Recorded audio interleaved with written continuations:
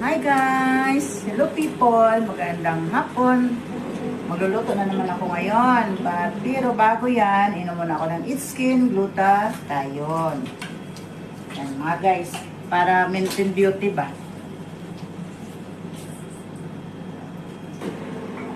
So ngayon guys, magluluto ako ng paa ng manok. So meron akong sibuyas, bawang, at saka sili. Nagsisarap, paminta, garlic paste, and ginger paste, asin, soy sauce, at vinegar.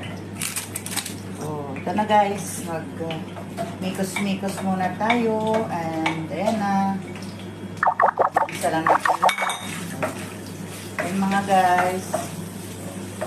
Thank you for watching. Thank you sa panonood. Salamat. Ayan na guys. Kinikisa ko na siya. So, ayan na. So, ayan na siya guys.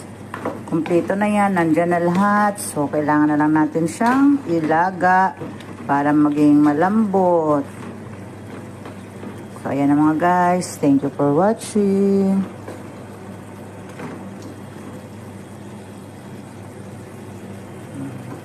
So, takpan muna natin hanggang maluto.